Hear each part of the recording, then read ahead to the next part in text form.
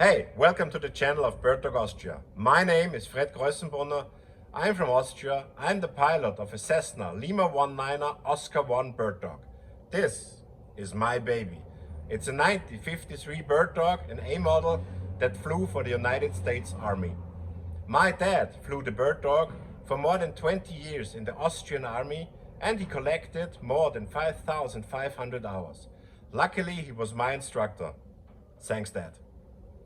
I'm also a member and safety director of the International Bird Dog Association. Our mission is to keep the stories of the pilot that flew the bird dog in combat alive. This series here now is called Cessna Oscar 1 Lima 19er Bird Dog Legends over Vietnam. We want to keep your stories alive for the next generation. Thank you for your service.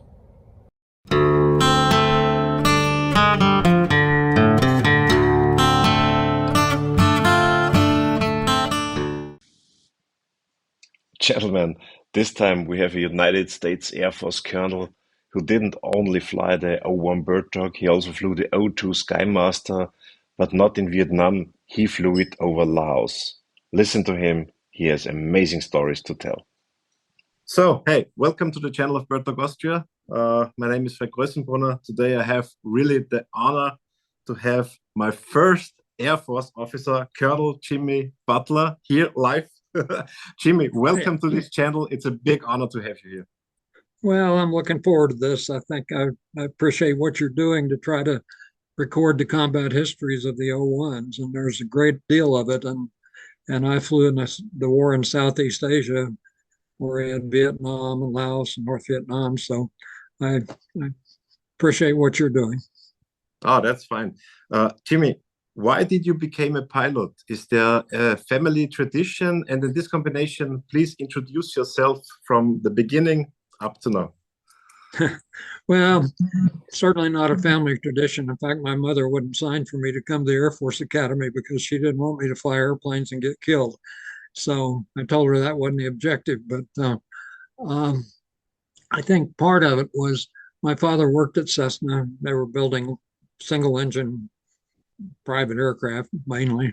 And he had some large, nice pictures of the various airplanes. So I saw those. And he actually had a propeller, a wooden propeller that was, I don't know, 6 feet long or something, that right by the hub, the hole where it had the bolts too, there was this minor nick in it.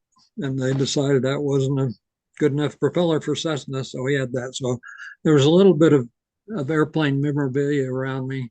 I heard they were going to build the Air Force Academy 1955. They announced that. And then they started it up in Denver while they were building all the facilities.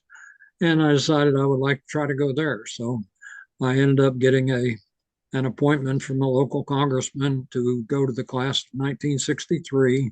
So about a month after I graduated from high school in 1959, I was off here to Colorado Springs and just north, and we were the first class that actually started here at the facility. So 4 years of pretty good training. It was much more rigorous back then. Graduated in 1963. Vietnam was hardly a comment about Vietnam at that point. So we weren't really expecting to go to war that quickly. So from 63, then I became a second lieutenant, went right to pilot training.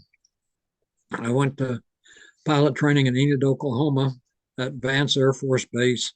We flew the Cessna P-37 for our primary training, and then the Northrop T-38 supersonic trainer we were fortunate to get with for the last half. So we did 200 to 250 hours, something like that, about half and half. So you came very quickly to the jets. That's interesting. Yeah. Oh yeah, we didn't fly really a prop airplane until the O-1 a couple of years later. But yeah, the T-38 was kind of called it the white rocket. It was very, we could fly supersonic in it. And there was one class of T-33s that were still flying in our squadron. So we challenged them, but we tell them, okay, we'll raise you to 40,000 feet. We'll give you a 38,000 foot head start because we could, from brake release, we could be 40,000 feet in about a minute and 40 seconds. But you used up a lot of your fuel to do that, so you didn't fly as long. But so it was great training. And from there, we went off to the Air Force survival school. And then I went to long range jet transport C-141s at Travis Air Force Base, California, out of pilot training. And they initially had the C-135, the only squadron on the West Coast with those, which were great, like a Boeing 707. And but we were the first squadron to get the C-141. So I started out with them, had a training down in Oklahoma City. When I came back from that training in the spring of '65, we had 100 of us in our squadron qualified to fly the C-141, and we had 2 airplanes. So it was a long time before the second lieutenants got, or first lieutenants got to fly much. But that was the beginning of my flying. So the C-141, the Starlifter, was a development of the early 60s, so far that I know. So all those planes were brand new, or? Oh, yeah. Yeah, we got brand new. In fact, we had a couple that were lead the force airplanes where when that tail number came in, they turned it around as quickly as they could and sent it back out because they wanted it to get additional hours on the airframe to find out if all of a sudden something was wrong. I mean, like we're having with Boeing now with some of their problems. You wanted to have some of the airplanes have a lot more time on them early. And so we had that.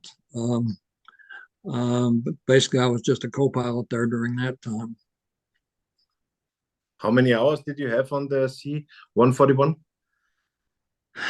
I've got about a little over 5,000 hours, and I think probably about 2,400, 2,800 of them were in the C-141. Wow. But you get a lot of, you take out of Travis, if you're going to Wake Island, that's a nine-hour flight, I think it was. So you drone across, I've probably made 50 flights across the Pacific at least, and a couple around the world. So it was interesting flying, but the war built up, and so we had a very heavy flying schedule, flying the more priority stuff to Vietnam.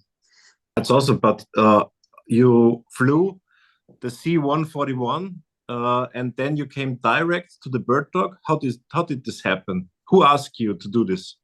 Well, originally I was flying C-141s. In the fall of '66, there was a huge need for pilots to go to South Vietnam.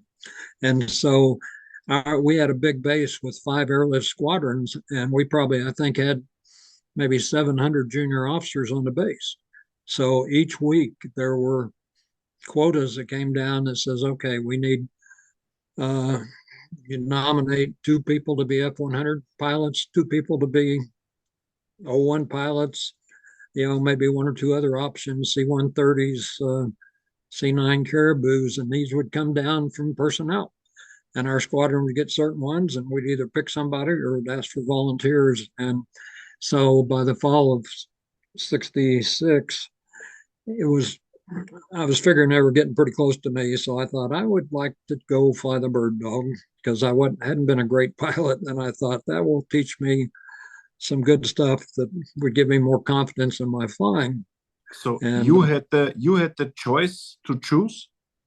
Well, yeah, but if nobody filled them and it was my turn, they would choose for me. But at that point, I told I played admin officer when I wasn't flying, and I worked for the execs for the squadron. And so I told them, I said, okay, the next time a forward air controller slot comes down, I will volunteer for it. Have the first forward air controllers in Vietnam have always been Air Force pilots? Or did the Army also fly the bird dog in Vietnam at the same time? Or did the Army came later? Well, I'm not sure when they started. I'm guessing they were earlier. The Army had the O-1s, and we didn't have O-1s at that point. And I did a lot of research at the Air War College. And So they went to a base in Alabama to get 401s to start training in Florida. And they took the 401s over there and they ground looped two of them the first day because Air Force didn't have a lot of tail dragger pilots. And so they got somebody come down from Cessna to Florida to help get them a little more experience and training because these guys were qualified pilots, but the tail wheel will get away from you if you're not careful, as you may know. So uh, that was something always on my mind. Um, but yeah, so I went to training then, and for the next 14 or 15 months, I belonged to the training in the Pacific Air Forces, and I wasn't flying the C-141s.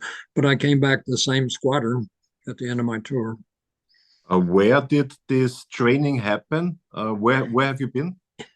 It was a Eglin Air Force Base is a big base on the coast of Florida, and it has some kind of auxiliaries. And so we were at Hurlburt Field, which was auxiliary number 9 for Eglin. So that was kind of devoted to forward air controller training. We had O-1s, and then there were a bunch of bombing ranges on Eglin. And so we would go up and train on the ranges, and they had guys training to be A1 pilots at the same time. So we would get some experience working with them on the fields in at Eglin. So it was a big operation. A lot of pilots being retrained and sent overseas. And the bird dog instructors you had, have they already been to Vietnam in the bird dog? Not all of them, but some of them would come back. I'll talk some throughout this about my roommate Chick Randall and I, because he and I were pretty much together up till almost the end. And his instructor was right back from Vietnam. So he had different stories to tell that he learned from basic experience. And that's all what you want to learn from people who've done it. And that was good. So but I don't think my guy had been there yet. Okay. How many ground loops did you see? And my question is, how did the instructors tell you to prevent a ground loop? I didn't actually see any there.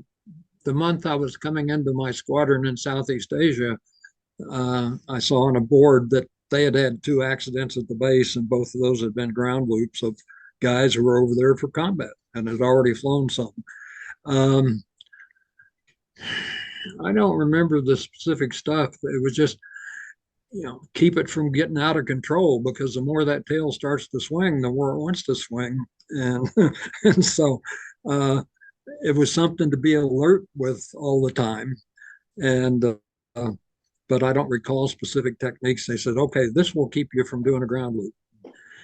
That plane got a couple pictures someplace of planes that did ground loop. That was one that actually had been crashed out about 70 miles east of our base in Thailand, and had the squadron commander on board, and I think he had an observer with him. And so it was down in the jungle, and in our area where the Ho Chi Minh Trail was, you needed to get away from the road because there were thousands of people working that trail. So he'd gotten far enough away, and they sent out helicopters from our base in Thailand, and they took the wings off. That's why you don't see the wing there. And they flew that back along with the wing to our base. So he survived that. It was a tough little airplane. And you can see one on the far edge on the left. It's in a better shape. That's down, but that was May of '66, very early in the time that we were working the Ho Chi Minh Trail. Do you see my red point? Yes. Yes. Is the top here white, and was it green or black? I don't think they had any black ones back at that time. That's probably green. Okay. The ones we flew were pretty much gray all the time by the time I got there. In our area where we worked, which is much different than your Army ones because we're the Ho Chi Minh Trail in Laos. If you got shot down there, if they didn't pick you up in about an hour or so, it took about an hour to get the rescue planes out there. And if they didn't get you picked up, you probably weren't going to make it. And in Laos, they tended to kill survivors. At the end of the war, when we had the prisoner exchange and about 500 came out of North Vietnam, they had some out of Laos. In Laos, we had 310 people about that missing in action in Laos, and they sent back 6. No, the one where I called it the bird dog in the pit, it was a color picture that I took at Case on. I think I sent to you, but I can get you one. Um, but anyway, when I pulled off, it had a strong crosswind that day. So I didn't use much flaps on landing because the wind catches underneath by the cockpit. Yeah, that one. See, and you'll see that's got big numbers on it. Our squadron didn't have nearly the bright markings. That's at the Quai Son Marine Corps base at the northwest corner of South Vietnam. And looking beyond there, that's getting pretty close to North Vietnam where the mountains are in the background. And, Okay. they didn't have any maintenance facilities there Mm. and they had very little to work with. So it was quite an operation there. But that And was an all those airplane barrels in the back were filled with sand, or filled with dirt, probably. Yeah, dirt? they'd taken bulldozers and they'd bulldoze out a long area where I think they had 5 or 6 spots for O-1s.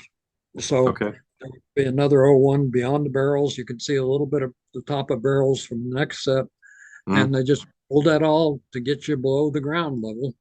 And then they put some PSP, the perforated steel planking, that taxi up and down. And one thing, and over at my main base, you got the airplane about where you wanted, and the maintenance guys grabbed a hold of it and put it where they wanted it. So it was a good little airplane to work in forward locations. But anyway, I had landed without using flaps because of the way it catches the air. And the South Vietnamese O-1 landed behind me with full flaps, and he did kind of a loop off the runway. And I think that was just because the wind caught him. And if he hadn't had the flaps down, he probably wouldn't have had a problem. So that was the second one I saw. But normally you don't see them. They're just, the planes don't come back in most cases. 60 degrees with the crosswind is working against you very strongly. And so I don't know. We had the 2 ground loop before I got there, and I don't know what happened with them. So And did you fire rockets during your training on the bird dog in the flight school? yeah, I think we fired a few. We were down there, probably flew 8 or 9 training missions and some on the range. So on the range, we probably fired some, but turned out that because we'll get into the talk about flying over the Ho Chi Minh Trail, most of my flying there was about a mile above the ground. So now you Mm. got to mark a target from a mile above instead of 1,500 feet like they did in South Vietnam. And you got in the vicinity, but you couldn't really. But we would direct them from wherever our rocket hit and the smoke came up. We'd get them to where we wanted them. How was the procedure in flight school to shoot rockets? Which altitude? You said 1,500 feet, and then you start your run. Well, see, most of the facts were going over to be in the 4 squadrons that were in Vietnam, and their main anti-aircraft threat was a lot of massed AK-47 handheld and some 50 caliber machine guns and some lesser machine guns. So they normally flew around 1,500 feet. So the training there at Eglin was for those guys. We had no idea where we were going to end up when we left. It was considered a secret place. The times they would say, okay, well, you're going to go to this base in Thailand and we can't tell you anything about it. Okay. And I got that even from when we got to the little school at Ben Tui. One of the instructors there had been at the base. And he basically said, well, you'll find out when you get there. And what the big secret was is there was a secret war over Laos and the Ho Chi Minh Trail, where Laos and Cambodia were supposed to be neutral based on the end of the French Indochina War in 1954. And then North and South Vietnam were supposed to come back together after a period of time through a vote. And when that vote didn't happen, then North Vietnam wanted to take over South Vietnam. And if you're going to have logistics for a big war, you've got to have weight. Well, they had the demilitarized zone, which is 2 or 3 miles wide in the narrow part between North and South Vietnam. So it would be obvious if you were bringing tanks across like they finally did in 1972. Um, you had a long coast for South Vietnam. You could bring some in, but we had Navy boats there where you couldn't really support a big war with what you could bring in the coast. You could bring a little bit up through Cambodia, but you had to get it down there first. And so the obvious answer was you had this long border with Laos, North Vietnam, and South Vietnam. So North Vietnam started sending their troops, and plus you had an old French road system that had been in place when they controlled French Indochina from the 1880s, say, until they lost in 54. And so there were some roads they already had, but it was mainly to go clear across and a lot of more on the coastal roads, not as lot out in the jungle. So um, Laos was a place to go if you wanted to clandestinely take troops and equipment down to South Vietnam because it was almost all jungle. And the North Vietnamese troops would trade out of their uniforms when they left North Vietnam, and then they would end up with the black pajama type things of the Viet Cong in the South. But they were still North Vietnamese troops, and the North Vietnamese pretty much ran the trail. So there were a lot of people along there. And I think, I don't know if you're familiar with the movie We Were Soldiers with Mel Gibson. It was big. That was a 1965 November, where it was the first time that the Viet Cong North Vietnamese came out in big numbers across the border out of Laos and made the big attack there in the Ai Drang Valley. And that was the first time the American forces had really been bloodied big because, again, when they come, they try to have numbers to overwhelm you with. And the battle showed some of that, I'm sure, in the movie. And so my thought was we knew we couldn't let that keep happening out of neutral Laos. And so the bird dogs for forward air controllers in January of 1966 went to this base in Thailand so that we could attack the base from the trail from the west side. And that became a significant war that nobody was supposed to talk about. I didn't talk about with the ground forces. I figured they knew where we were going, but turned out they didn't. But so that was part of why we did what we did, I think, because of that Battle of the Ai Drang Valley. Back then, in the United States, no one knew that you are fighting in Laos. Is that correct? It was not publicly acknowledged.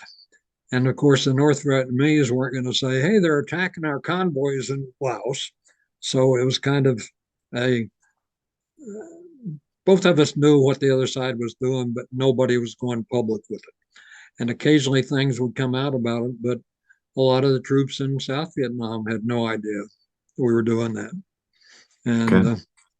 they thought the maintenance troops in Thailand really had it easy. Well, it was easier than being in the bush in Vietnam, but we were a major force in reducing casualties in South Vietnam because we were attacking the trucks and destroying quite a bit.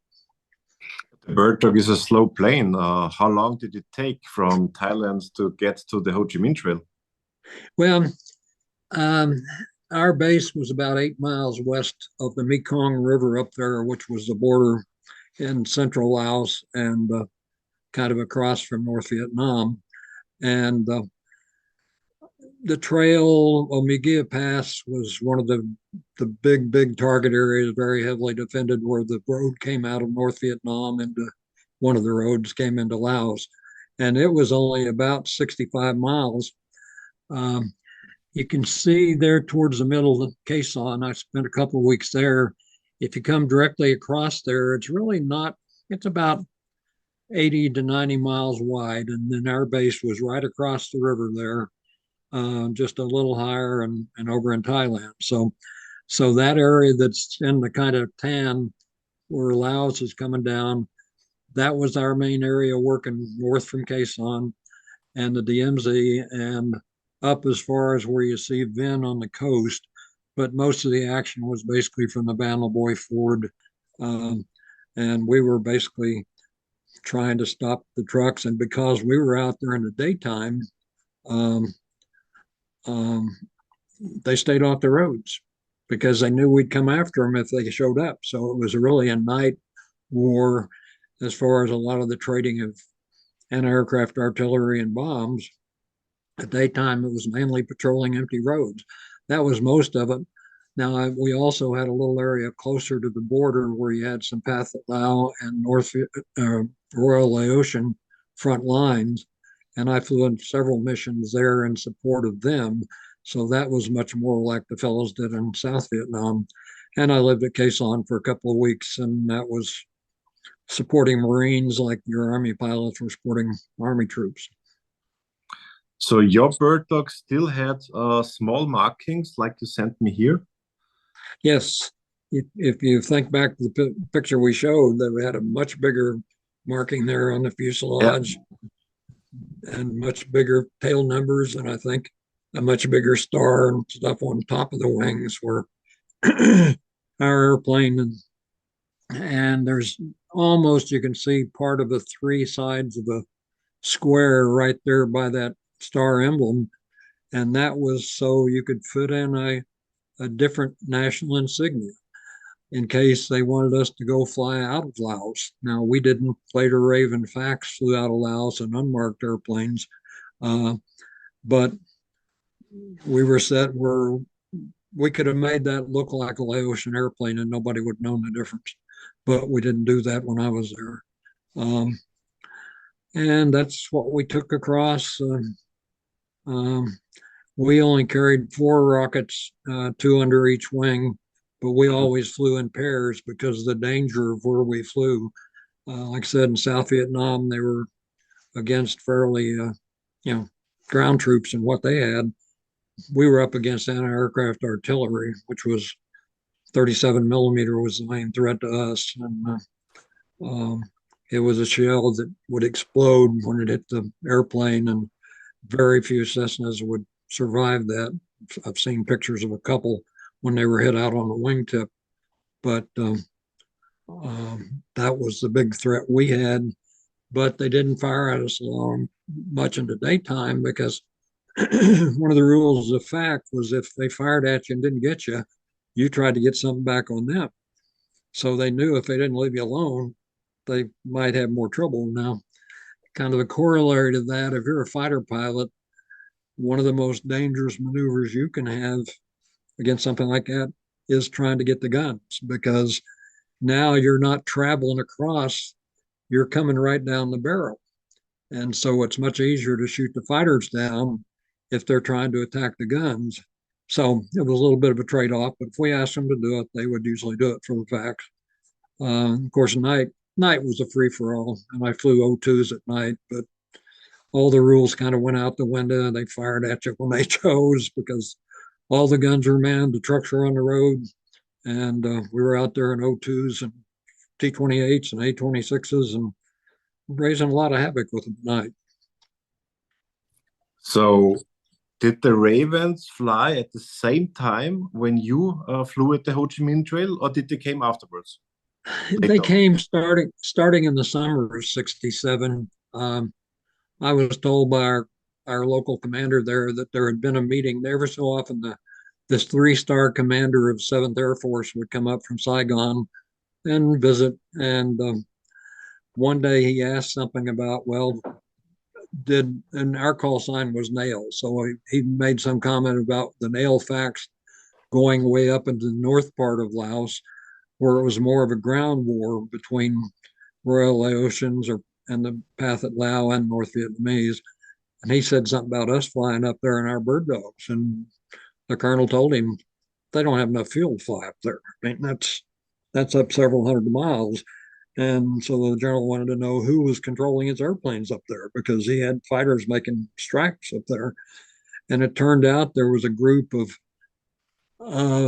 enlisted people that would do combat control team type things. If you needed to put some people on the ground to establish an airfield or something with electronics and all, there were teams to do that. And so those guys were taught to direct airstrikes.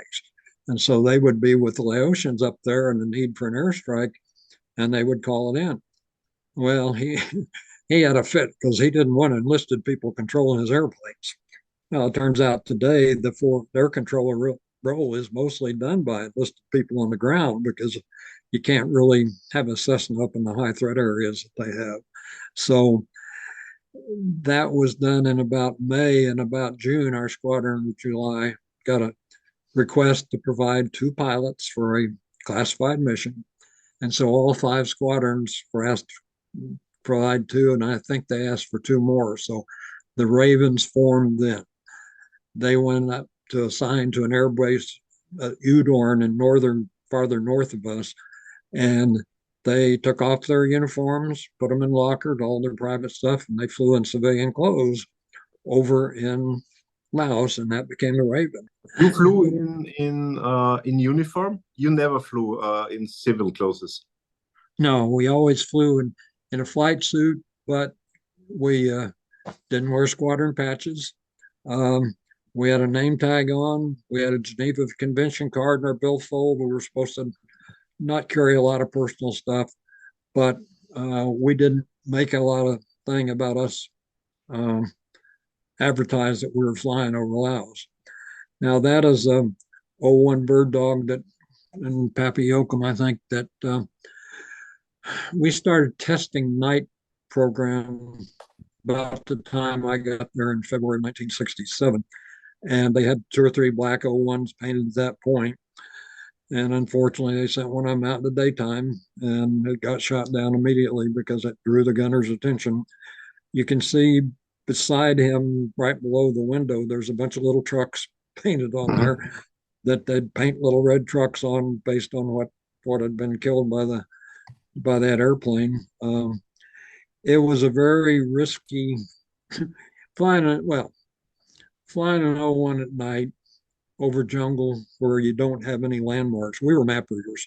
We had an old ADF that would point to thunderstorms, and we never tuned it in. I never did.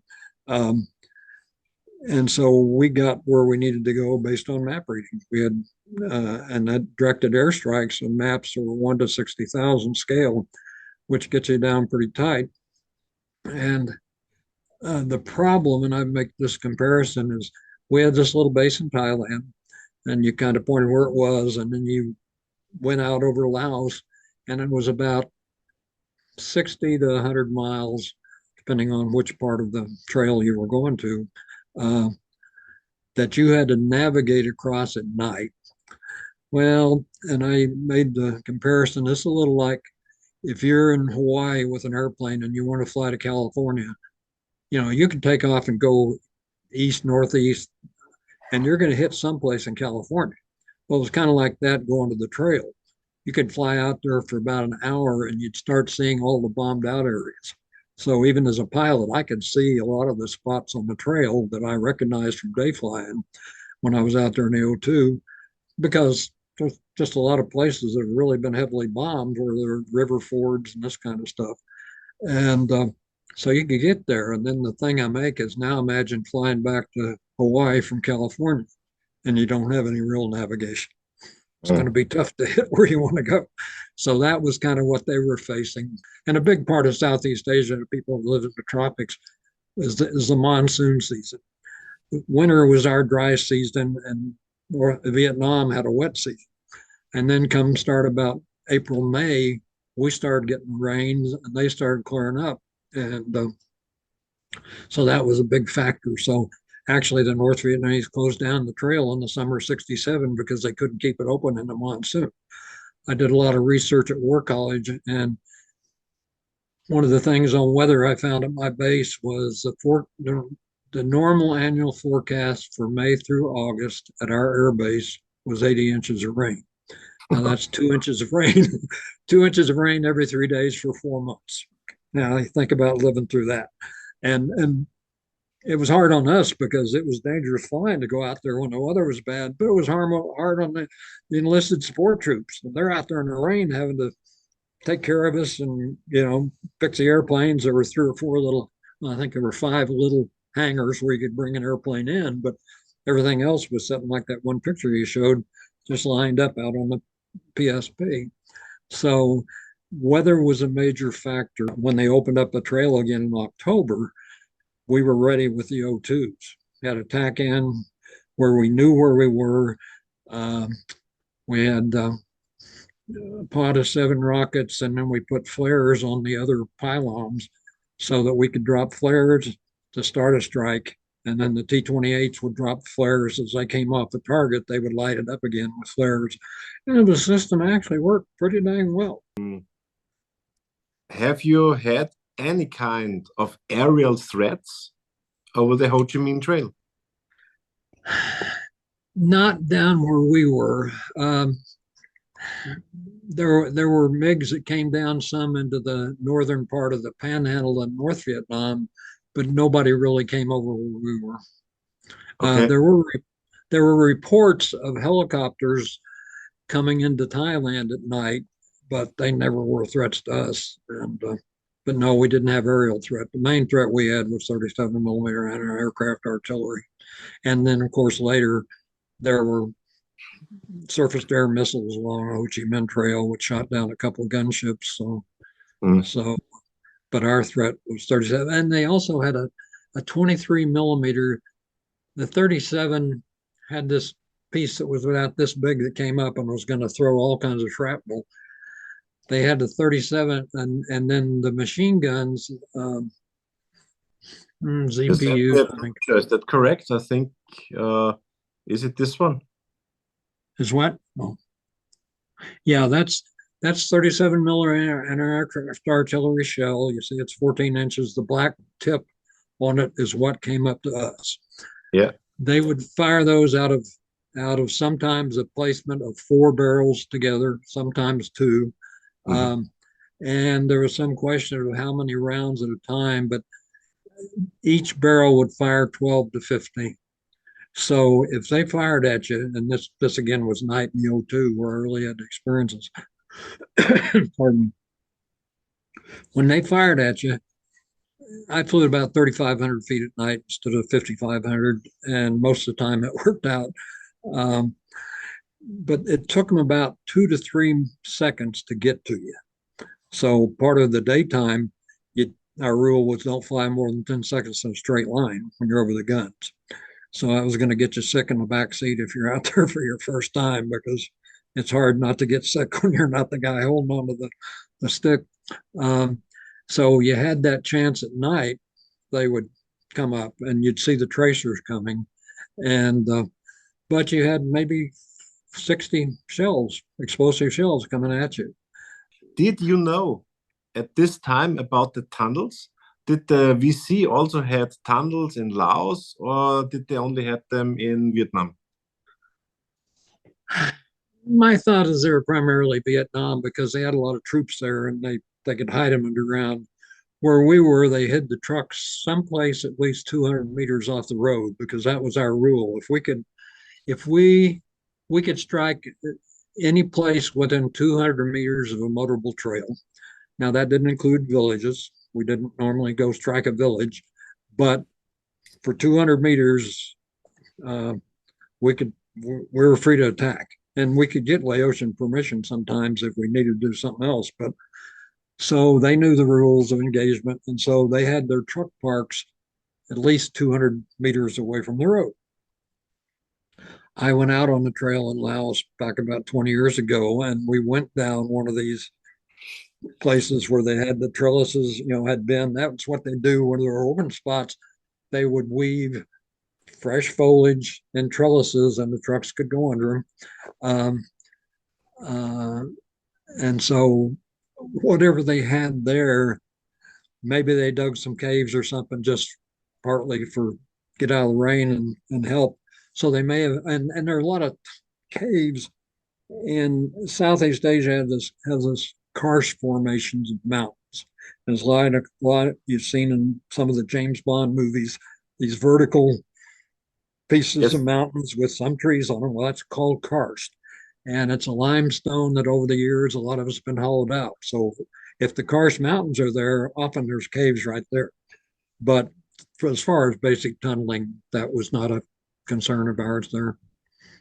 You spoke about you always flew once with a backseater, and the second thing you always said you're flying with two planes. So you always had a high ship and a low ship. Yeah, we always flew in pairs. Not always. I didn't have people in back very often. I had photographers that would go along with us sometimes, and sometimes other pilots to for some reason. But we'd fly in two airplanes because we didn't have tack ends to say, hey, I'm going down at the 095-degree radial at 86 miles, which would get the people in the right place. So my feeling was once I learned, we're flying in twos, my thought is, well, that's so one guy can say where the other guy went down, hopefully. So that was part of it, because we were just out there in the middle of nowhere. And so we had that, and as you said, we called them high-low guys. Low bird, the guy in command flew the low bird. The other guy flew it to high. So the first few training missions I had over in combat, I'd be the high guy for a while. And we had two different sets of jobs really for us. Normally, well, we just lost a guy right before I got there the day before because the guys in our squadron had been flying at low altitudes like South Vietnam against 37 millimeters, and it wasn't going to work.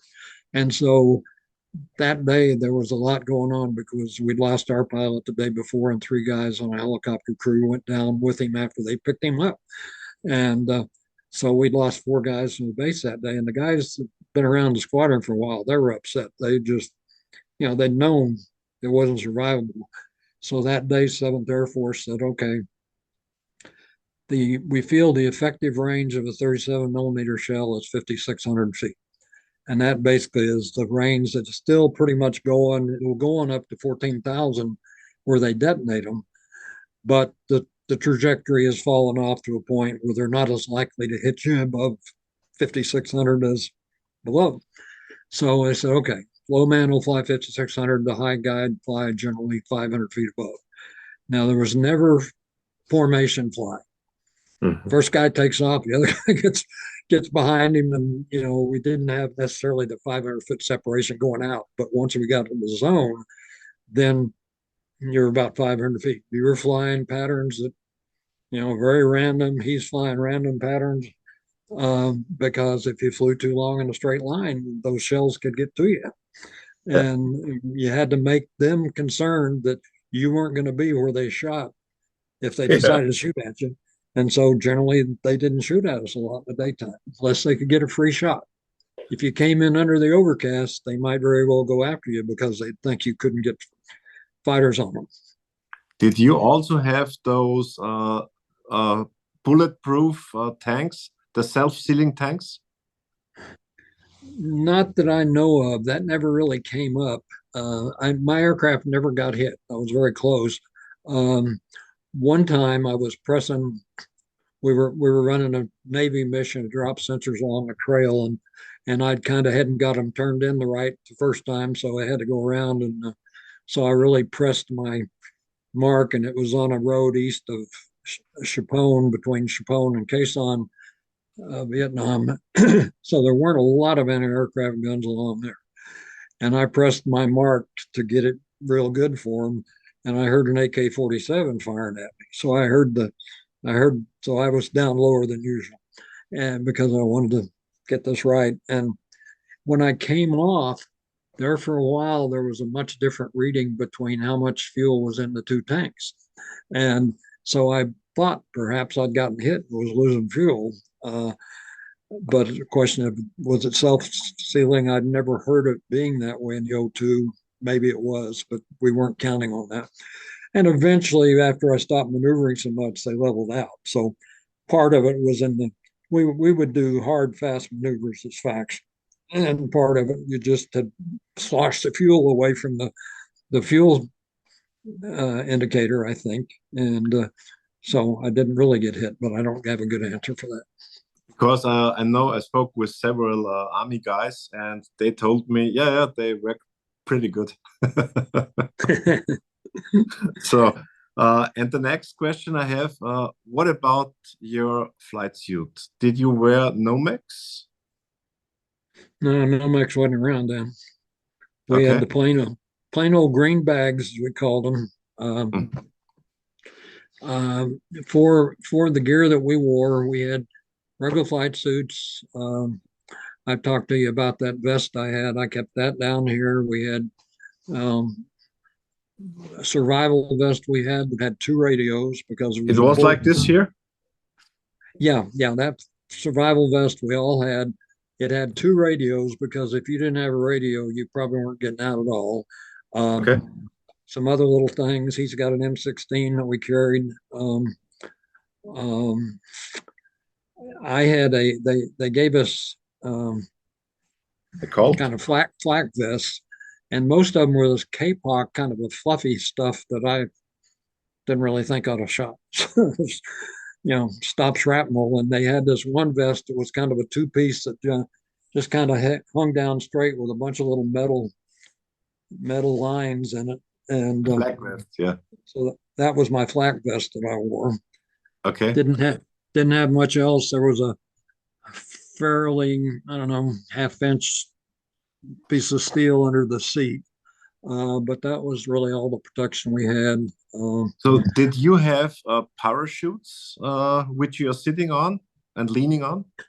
Well, it turned out that we did fly with parachutes. Most of the facts in South Vietnam didn't bother with them because they were at 1,500 feet or so, and might work or might not. We were at 5,000 plus, and there was a reasonable thing you might need it. One of my strategies had been, I thought, with a bird dog, if I ever get hit and that's controllable, and some areas were a lot of solid jungle, you might end up in your bird dog in the top of a tree. That happened once or twice. But some places were more open. And my thought was if I ever got hit and had some control, what I was going to try to find was a place I could go between two trees to maybe take the wings off, but get me stopped. And that's where I would try to start. So because I wanted my M16. When we flew those missions in an area called Cricket West, we would have a pilot in the front seat, and the back of one O-1 would be a Laotian, and the back of the other O-1 would be a Thai. The Thai was there to kind of be the translator. Although I mentioned Siri was good with English, I could understand everything he said. And so we would go out, and the Laotian would talk to the ground teams to find out, okay, what's going on? Do you have any targets we ought to go after and all, which was pretty good for real-time intelligence. And I attacked a bunch of those type targets, and we would get reports back 4 or 5 days of, hey, you destroyed some rice, you killed some people, you destroyed a gun or so. So there was good intelligence on that. Did you also have ground troops there? Well, see, the Laotians had some. So that was our ground army. So that was much more like what the army guys would have done down south, except we were doing it for some Laotian troops. Okay. And I did quite a few of those. How was the procedure when you are flying out there with the bird dog and you see a truck convoy moving down below you? Did you need a clearance to shoot at them, or was it a kind of free fire zone? Well, basically, I was a clearance guy. I was a forward air controller. I was in charge. I could put strikes any place within 200 feet of 200 meters of a motorable trail. And if I had fighters right there with me, it was my authority. That's where I said I had more authority and responsibility than any other time in 10 years. And that was the part of the thing. Once we went to the night 2-man teams, we had the fighter right there with us. He's trying to keep track of us in the dark. We're flying in this black O-2, and he's having to try to keep up every so often. I'd have to give him a flash of the beacon so he could find me again out there in all that dark. But he was with us. And so in that case, and just a little bit of an O-2 story, in that case, navigator sees the trucks. He guides me across the road ahead of the trucks. I go out about 10 seconds and I drop a flare. So, and we try to go across into the wind. So now the flare is going to drift back to the road. I go out a little farther, switch off the flare, switch on the rocket pod, do a quick 180 into a dive, and I put a marking rocket down as close as I can to the trucks. Sometimes without the scope, I could see the trucks that once they had the flare out, they were obviously on the road. And so the key to that was this T-28 is setting up for the strike. That's why we're doing this. And so when the rocket goes off, or all the white smoke comes up, I clear him in hot, and we could have bombs on target within about 2 to 3 minutes of finding the convoy. Oh, that's amazing. That was how it worked. And if you had an A-26, which we called the Nimrods, that was their call sign. They had so much ordnance that, he could stay with us as long as we had targets. So the night program was great, but we'd really moved out of the O-1 by then. But it was the same general concept. Okay. What kind of air power could you control? Also the Navy with the F-4s or A-4s or Sky Raiders? Yeah, I did various ones. I think I got in my little log book I got here someplace. I think I controlled 340 some airplanes when I was there. Now there were flights of 4, flights of 2. Typically in the daytime, we would get, a lot of the main targets were in North Vietnam, but when the weather was bad there, they couldn't really get into them. So we got a lot of Navy flights that would come into us because they couldn't get into their targets in North Vietnam and they couldn't take their bombs back on the carrier. So if they didn't come and work with us, they're going to have to jettison their bombs in the water. So here they came. You'd be sitting there with nothing going on, and all of a sudden you'd start hearing, let's see, what were trying to think of the flight names. I thought of them earlier. The Chippies and the Juries were 2 flights I really liked. And I don't know what carrier they're off of, but these guys were so good on their little A-4s that I decided early, if I were to get shot down out there, I would like to have the Chippies or the Juries covering me until the A-1s could get there from the base, because they would put the bombs where I thought I wanted them. I'd tell them where to go, and that's where they would hit. But they were an attack airplane. They were designed to drop bombs. F-105 was designed to take nuclear weapons into Eastern Europe. And so it was not the same bomber. And plus the Air Force had restrictions on them. They wanted them to pull out by 4,500 feet, I think. Well, that you're throwing the bombs from a long ways away when you have to pull out at 4,500 feet. So, are you trying to hit a road? They're seldom going to actually hit the road because of some of the restriction. So, but we would have a lot of F-105s, not a lot of F-4s, occasionally some. In fact, one of the best bombs I ever saw was an F-4 at night, which usually you get great bombs from at night. Sky Raider? The Sky Raider, you say? Yeah. Yeah. A-1s, we didn't get them very often, but the rescue force had them. So if the helicopters took off, they headed for Laos, and they had 4 A-1s with them. So they were a big part. Now they brought a squadron into my base. The A-1s were the cover of the helicopters? Yes. A-1 Sky I didn't know that. Oh, okay, interesting. Yeah, basically, if you look around, initially they had the old H-34s, the little helicopters with the rotating, kind of inter-rotating blades that were for air rescue around pilot training bases mainly. Well, that was all we had to go into North Vietnam in '66. Initially, you had those, but then they had the HH-3, and then they finally got the HH-53, which is a Super Stallion, which is quite a plane on its own. But when I was there, it was H-3s, 4 A-1s, and I can send you a picture of our base where they parked right by the end of the runway, 2 helicopters sitting there and 4 A-1s. And when the klaxon went off, those guys would head away. And so it was always Sky Raiders, great load. Their call signs was Sandy, and Jolly Green's call sign were Jolly Green. And those were the guys that, if they got to you and there was a chance of getting you out, they got you out. But they took a lot of ground fire. A lot of them got shot down. In fact, the day before, like I said, our FAC was down for a while. They finally picked him up, and then this was in Mugia Pass, and they were shot down by 37 millimeters that were firing down on the helicopter. So there were a lot of lost helicopters, a lot of lost A1s. I mean, 2 or 3 of the Medal of Honor were A1 pilots. Okay, interesting. You were mainly responsible for the memorial for the forward air controllers, so far as I know.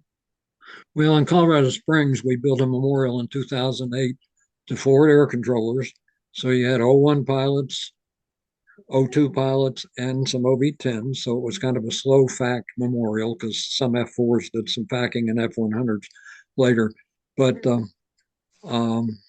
yeah, we had in this memorial, there are about 300 names. I ended up gathering up the names.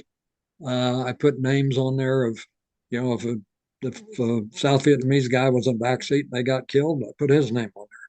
We had 1 or 2 that were ground support people that got killed out at these forward operating bases in attacks. So around 300, mostly though flyers. And of those, 200 or 2 of them were awarded the Medal of Honor. Yeah, that's our memorial. Pikes Peak there in the background behind that green tree. Lots of names, put them in alphabetical order because there wasn't any way to really designate time. And we had the 2 Medal of Honor recipients. So when I did the layout, you can see on the one on the right, Medal of Honor, Captain Hilliard A. Wilbanks, 24 February 1967. He was flying an O-1 Bird Dog, was supporting, I think it was a South Korean unit that was on the move, and they got ambushed, which was a normal tactic of the Viet Cong, was to try to ambush smaller forces, go after them until the airplane showed up, and then get away. So he was trying to get airplanes to come to him and hadn't got there yet, and he was flying his O-1 fairly low, firing his M16 out the window to try to slow the attack, and got shot down. Behind me is the captain who was flying an OV-10, Stephen Bennett, who they got shot up during the big April offensive in 72, and they were shot up fairly near the coast, and so they flew out to go ahead and ditch this OV-10, which really hadn't been done before, and he had a guy in the back seat who couldn't. There was something wrong with his injection system, and so Bennett landed. Okay, it says 29 June 1972.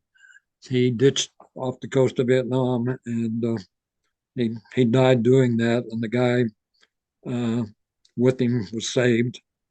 That's cool. Jimmie, did you also fire AGs or only Willipedes? Never did any HGs. We had just Willipedes. Some of the guys got a hold of some of the flechette warheads where you could fire and it'd be 50 little darts come out or whatever. We had some, it was kind of interesting, the regular 2.75 inch rockets, but they gave us some with 4.5 inch heads. And it looked like a big matchstick or something.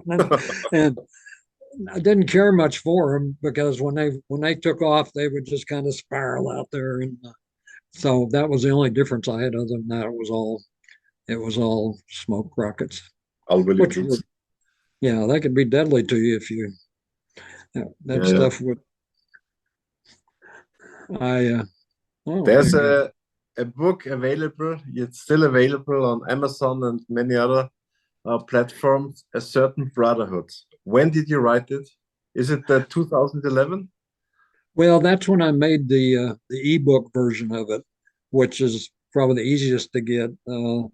There was a paperback version a little bit larger than regular paperback that I published in 1997 that my sister and I did the publishing, and then later they did a bigger, a, a printer did a big, more of a collector's book.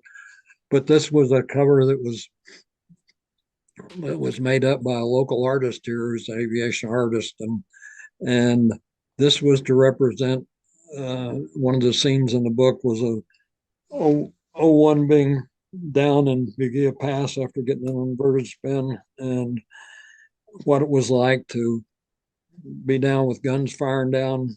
And that was the general idea. And it's a very good representation of our airplanes. You'll notice the small markings, and I don't know if he's got anything on the top. I showed this again to my roommate, Chick Randall, and it was kind of neat. I sent him a copy early, and he told me at one point, he said, well, I showed my son because I wanted him to know, and I showed to my father so he would know. But he looked at this picture and he says, okay, the problem he had with the picture is the bomb craters are way too small.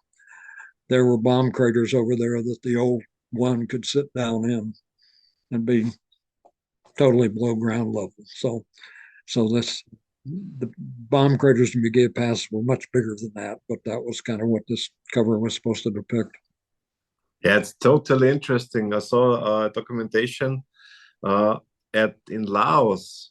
More bombs have been dropped than in the whole Second World War, only in Laos. It's incredible. You should have jumped from one crater to the other, like it's here in this picture. The surface at many places must have looked like the moon, or? Yeah, Bugia there, and I'll dig out some pictures to show you the way the bombs have been dropped around targets. There was a place, well, the three most dangerous and heavily defended targets in central Laos were Bugia Pass, this area around Chapone that I was mentioning earlier that I couldn't think of the name, and the Bandleboy Ford. How did your transition happen from the O-1 to the O-2? And in the same question, what were the main differences between the O-1 and the O-2? Okay, well, like I said, we got training in the States in the O-1. They started bringing in O-2s in the summer of '67. And so I'd been at Quezon for a couple of weeks flying support missions there. Got back to NKP in August, about the first week or so of August. And they said, okay, next week you're going to go to Bentui. And they've got O-2s down there. And you're going to get 4 or 5 rides in an O-2 with an instructor. And they're going to teach you how to fly it. And then you'll be O-2 qualified. And so basically I went down to Bentui in the Delta of South Vietnam and flew missions there and or training there. And when I came back to NKP, I was qualified to fly O-1s and O-2s, dual qualified, which you don't do very much in the Air Force, but we were at that point. Didn't have any, but the O-2s were flown across the Pacific Ocean by contract pilots. And they filled up, they took out all the equipment and the extra seats, and the inside of the O-2 was a bladder along the pilot seat for the flight from California to Hawaii, which is about 2,000 miles. And that was the longest one, and they island hopped to bring him into out of the Philippines and over to, I believe it was Nha Trang, which was a coastal air base over in South Vietnam. So they were all coming across there. They only lost one, and actually the pilot survived. There, between California and Hawaii, there was we used to call it Ocean Station November, a ship that's out there with, I don't know if it had a tack in then, but some equipment that people could use as kind of a point going across. And this guy ended up ditching close to that. And you got rescued. But they flew. So we would start getting, I'd seen O-2s when I was at Quezon. Like the other squadron was getting them first. And so I'd seen one on the ground. I've got a picture of one on the ground there. And then one day, you look at the schedule, they'd post the schedule in the afternoon at the barracks and look at the schedule and say, okay, you're going to take, you and somebody else are going to take 2 O-1s to the train and come back tomorrow with 2 O-2s. So we started swapping them out that way. And to go to Nha Trang, basically we flew to Da Nang over on the coast because we had to refuel to go down to Nha Trang, about another couple 100 miles maybe. And then the next day we came all the way back, one flight from Nha Trang to NKP in O-2s. So we started giving away O-1s and getting O-2s, and by about mid-October, we had gotten all O-2s. But we had those, flew them right up to the end. That was supposed to be my last mission on New Year's Day. Oh, this was the last mission. Okay. I wanted to ask you. This is we didn't have wine after every flight, but and it turns out it was New Year's Day, and Colonel Pallister was the commander, and I had 3 or 4 more days, but he had told the schedulers I get to fly New Year's Day for my combat pay, and that's it, because he was kind of watching over me. I was his admin officer when I wasn't flying. I just downloaded the pictures my Spanish friends sent me, because they have 2 bird dogs and actually 2 O-2s. Yeah, here we go. Oh, huh. This okay. Is they are both having the Air Force camouflage. Both the guy in the front is Tatu Olias, and in the back seat is his father. It's Jose Olias Sanchez. He was the president of the Real Aero Club de España in Spain, and they are the biggest bird dog fans on this planet. Well, those are both neat, and they've got the big markings. Yeah, they got the big markings, so they were in South Vietnam. Those airplanes were. Yeah, and they also sent me the pictures of the O-2s. I will share it now. Yeah, it's I can an see amazing footage. Oh, that's very nice. Don't shoot. Did you have those same markings with "don't shoot" on top? No. There's a classic picture somewhere. I think it's an O-1 where the sign on the top is "the FAC." So to tell the fighter pilots, hey, don't shoot at me because I'm the FAC. But no, it didn't have that. That's tail numbers. Yeah. Well, it's a good airplane. I've got a picture of our squadron end up putting a detachment down at U-Bahn Air Base as we took over all the southern part of Laos. And one of the guys I know sent me a picture of an O-2 with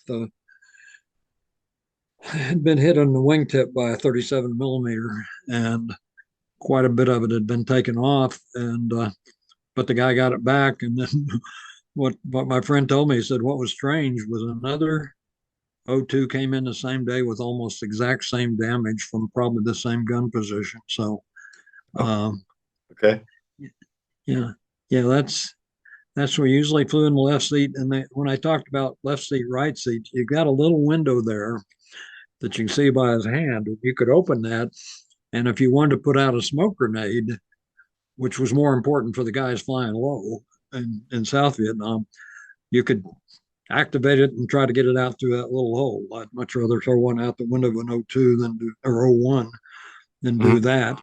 And the side-by-side seating was the problem because, in the O-1, I could look out either window and I didn't have to fly a pattern. The O-2, I had to have what we're doing pretty much on my side in the daytime, and the gunners could tell that. So you're worried about things like that.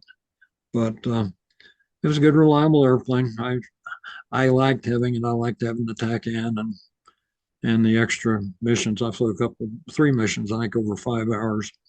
Where in an O-1, you're just let me ask you a question, because there were civil 337 push-pull, and the Army versions, they had here on below of the door also windows to look down. Did you also have them on your O2s?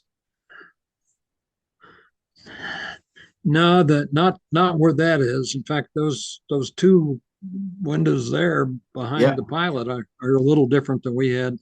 What we had is about where that square is, or that rectangle. We had a little window in front of the door, Ah, okay. and that's the place where I watched, because when I was flying, the guy with the starlight scope had to be sitting here on that side, and I'm sitting on the other side, so I can't really see anything of what he's seeing because it's blocked out. So I would watch the little window by his foot, and that's, I think, the 7 pod rocket. You had the same rocket launcher? Yeah, something very similar to that. It had 7 rockets, a row of 3 in the middle, and then 2 above and 2 below. Okay. And on our day mission, we carried 2 of those, so we had 14 rockets. At night, we carried 1, and then we did flares on the other. One night, I was looking out that window. Well, that's where I would look. While he was looking, I was looking down there. And because occasionally you would see that window start taking on a red hue to it, which meant there were tracers in the air, which I wouldn't see. So I'd usually maneuver with that. And one time I was looking through that window and I actually saw a gun fire. And what I saw was 3 basically tracers come out and form a triangle, and they weren't really moving.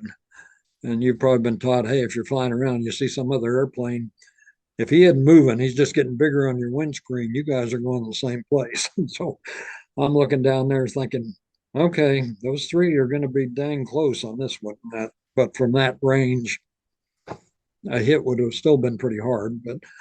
And to me, the thing, and at night, you got reflexes that were triggered by light or sound or, contact.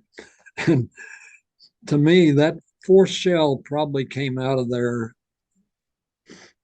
maybe 3 or 4 tenths of a second later, but I never saw that because I was already starting to roll the airplane based on seeing those first 3 come out and stop. So that's the kind of reflexes the FAC had at night, and they missed us. And poor Bertie's over there, and he's looking at the ground, and all of a sudden he's looking at the sky because I've rolled us into about I think I probably did about 135-degree bank on that because I needed to get away from that space. I have to ask you another question because Tatu, my very close friend, asked me. I have to ask you. The O-2 has more endurance and can carry more weapon weights. So how long were the missions on the O-2 compared to the O-1s? Generally, well, O-1, a typical mission in the O-1, you planned at about 3 hours. And so once you took off, it took about an hour to get out to the trail. You had about an hour you spent over the trail and about an hour to come home. So a lot of the missions were 3 hours, 305. Occasionally you get the one that was running towards 3.5 hours and you'd be concerned about the fuel. Now, normally in the O-1, we took off on 1 tank and we would fly that tank for 30 minutes or so, and then we'd switch to the other wing tank and we would run that till it was dry, so that we'd have all our fuel left in 1 tank to be there with us at the end. So 3.5 hours was typical there.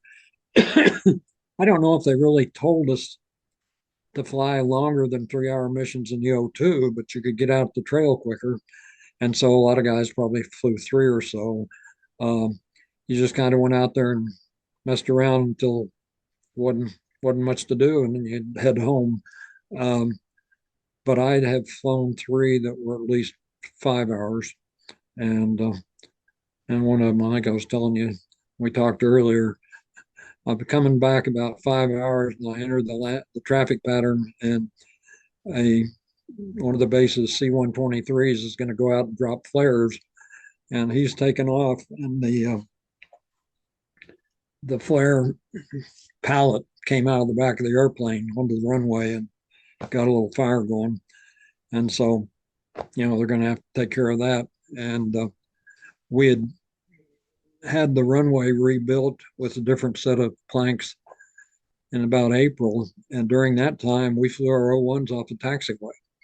And we had regular missions just that way. And so probably I could have gone to one end of the runway or the other and landed on a half a runway. But I figured if I had to, I'd just land on the taxiway. But they got it cleaned up pretty fast. But I say I had 525, I think, one time, and I still could have flown longer. Wow. And the other question he asked me was, how many crew members were in a mission? Did you have one or two pilots in the O-2? Well, we basically had one, and most of my O-2 missions were flying by myself.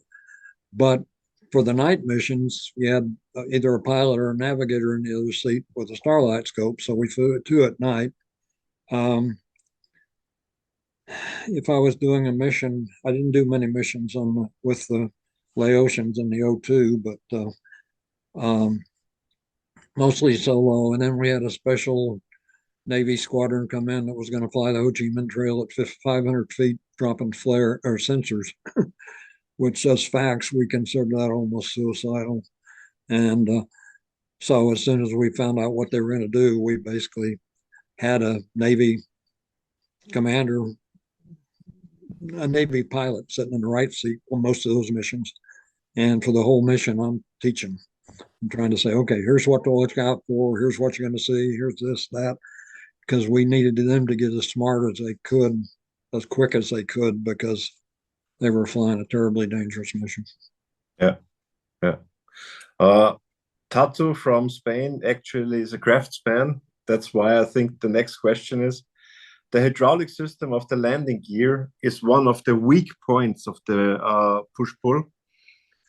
They were used to perform belly landings. So did you have problems with the hydraulic system of the landing gear? Or other pilots? No, they basically, they generally worked as they were supposed to, but they were new airplanes.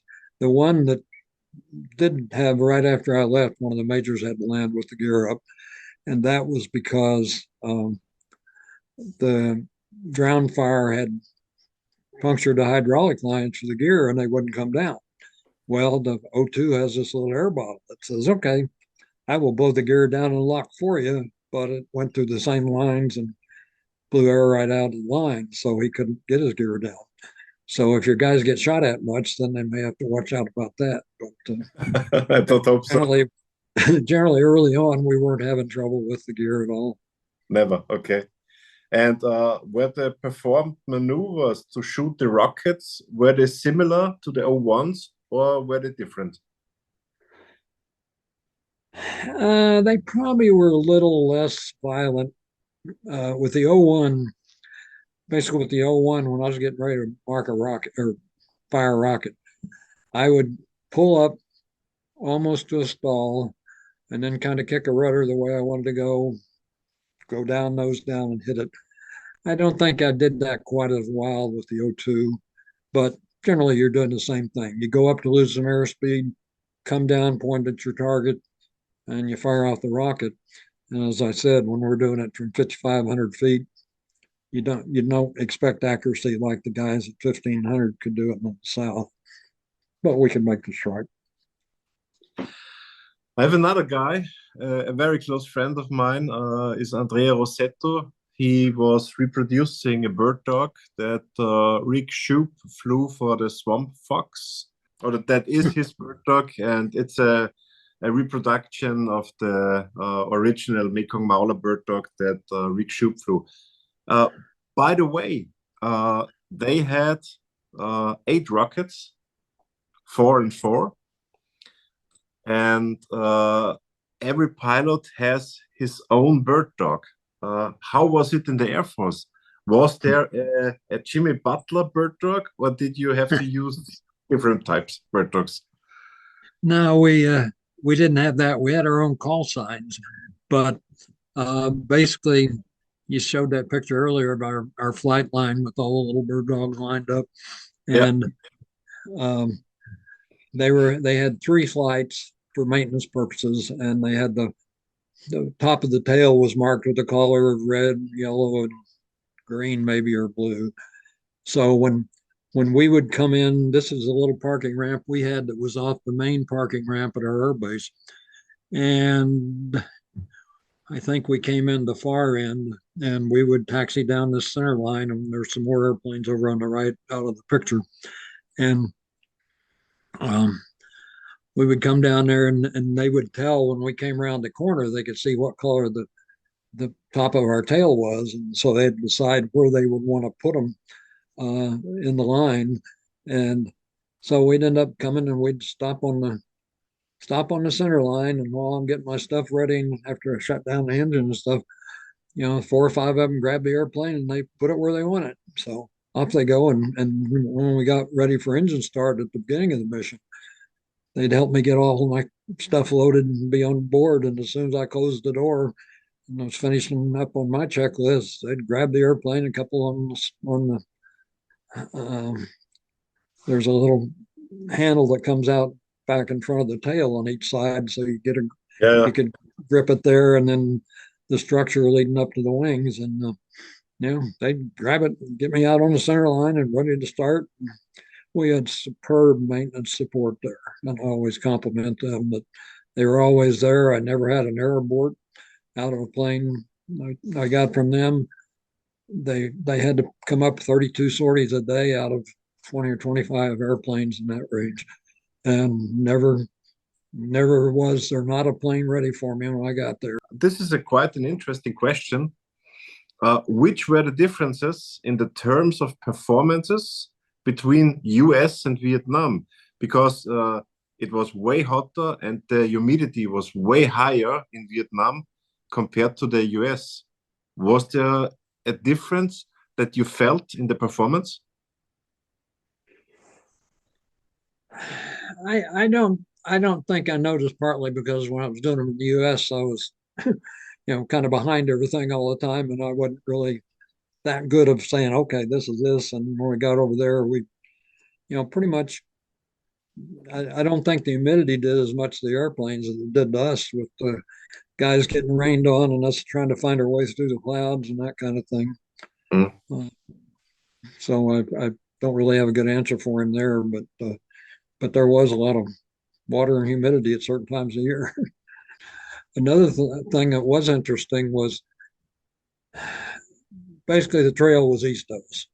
And so we'd cross the river and we had east for 45 minutes to an hour. In the spring, they burn off the rice fields so that they can plant the new rice in and have the old stuff out of it. So for about 4 or 5 weeks, there's a great deal of smoke in the air because they're burning off the rice fields. And so I have flown several times in March or so, going east with 0 forward visibility. Of course, they're not going very fast anyway, but nobody run into. Couldn't see anything in front because it just lit up by the sun and all that smoke. And there was one river about 40 miles out that I would kind of fly by time, and I would look and say, yeah, we're doing that. But generally, if you kept flying east, you were going to find a trail. So we just did it that way. When you were in Vietnam, were there already the OV-10 Broncos? Because I think they came later, in 68, 69. Yeah, they were later. So we had all O-1s initially, and the O-2 started in the summer of 67. A story I heard about the Bronco, which I don't know if anybody confirms it, I was told in the original design, it's got pretty stubby wings, got very powerful turboprops on it. And in working out some of the numbers when they were in development, they found out that you could get airborne in a Bronco 2 or 3 knots below air minimum control speed.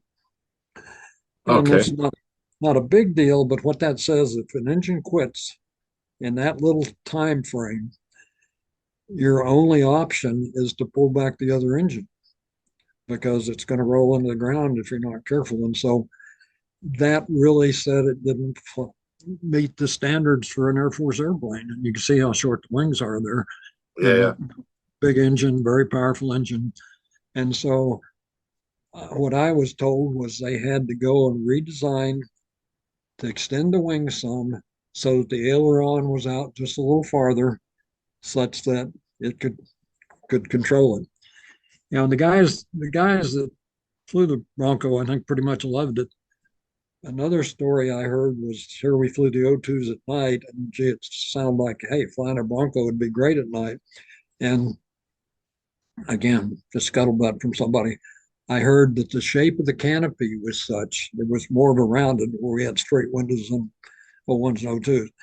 It was kind of a rounded canopy, you'll be able to see on those pictures. And that if a flare went off and you're out there at night, when the flare was lit, the flare would just kind of ricochet the light from it inside the canopy. It was very hard to see out. And so you could not do, I think they kept doing FAC missions with the O-2 for a while because of that particularly unexpected design glitch. You sent me, and to be honest, a picture I have never seen before. I don't know if it's a joke or if it's not a joke, but it looks insane. I will share it here. This is hilarious. That is a picture I collected someplace, and that shows you the square back by the number shows how that can be covered over with a star. But that's an empty napalm canister, because if that thing had been loaded, that thing would be rolled over on the side. Yeah. But what I said is that we started, Nakhon Phanom was the air base we had, northeast Thailand, was built 62 to 64, was a radar site for a while. And then they brought after the Ai Drang Valley battle, they brought O-2s up, or O-1s up, I think 8 of them, to start flying FAC missions. So you've got this little remote air base, not much going on it. Guys are taking off with the O-1s for 3 hours at a time. And you got some 18, 19-year-old maintenance kids that are out there with a lot of time on their hands and nothing to do. So I figured that's where this picture probably came from. They said, wouldn't it be funny to put one of those? Yeah. Now I've also seen, and what's done a few times, there's a picture somewhere of I think an A1 with a toilet hanging from it. Yeah. So they do things like that. I know this picture. It's great. Yeah. Jimmie, you sent me a picture. I think it's a map of Vietnam. This a map of our area was called Steel Tiger North, and that's why the Steel Tiger's up there. All the lines converge over on the left, just beyond the river, represents where Nakhon Phanom Royal Thai Air Force Base was, where we flew out of. The lines are like TACAN radials, and the interesting part of that is that's what we had in the O-1 to tell the fighters where to come through. They're coming in with a TACAN, and we're coming in with a map with with marks and circles on it, or lines and circles.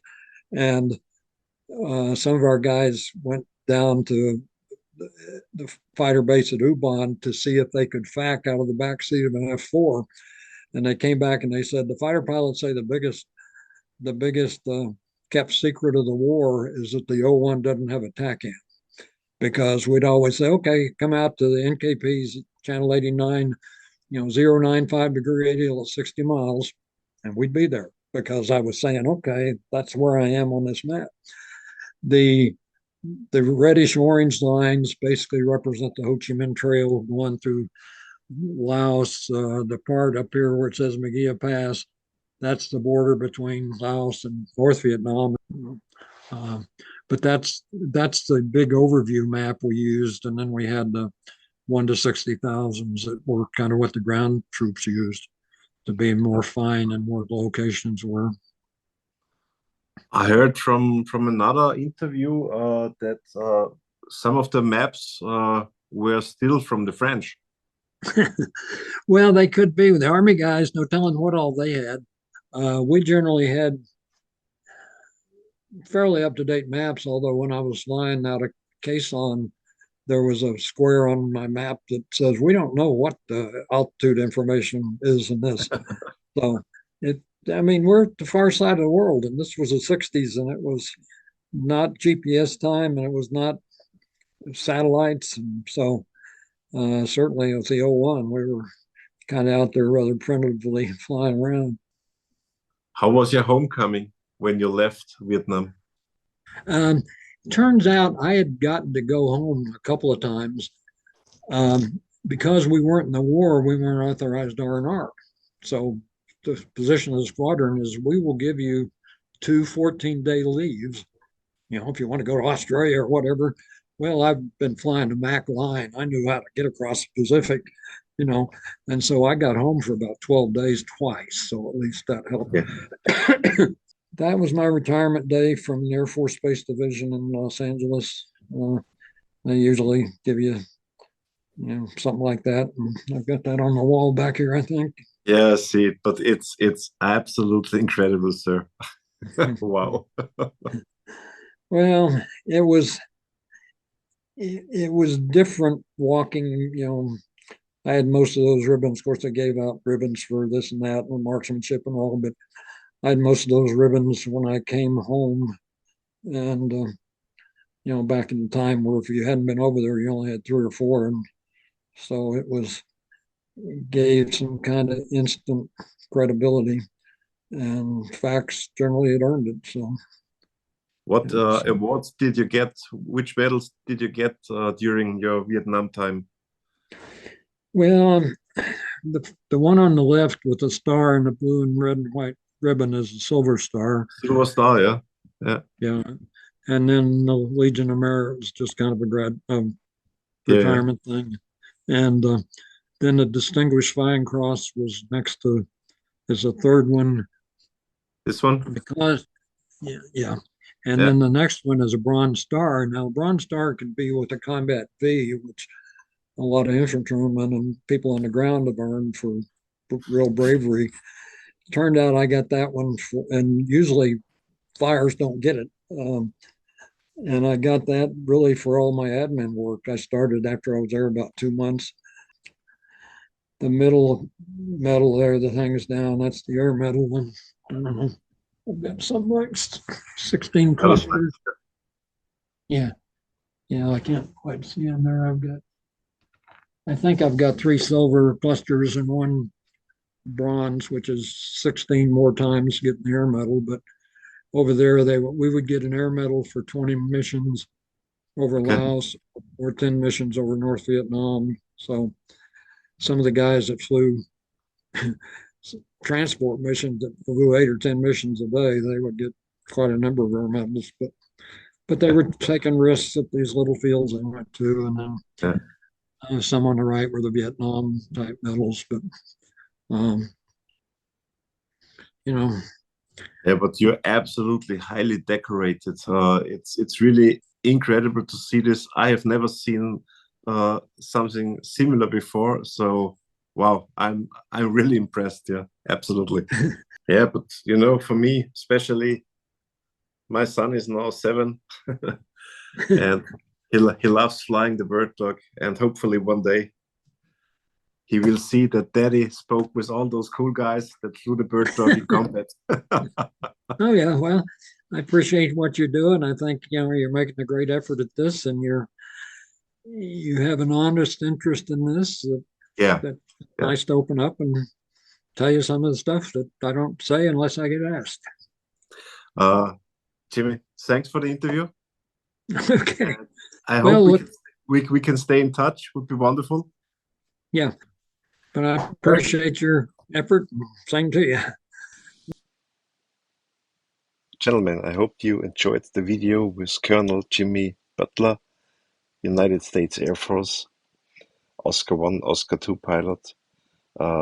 Amazing stories. I really enjoyed the interview, which took more than 4.5 hours in total.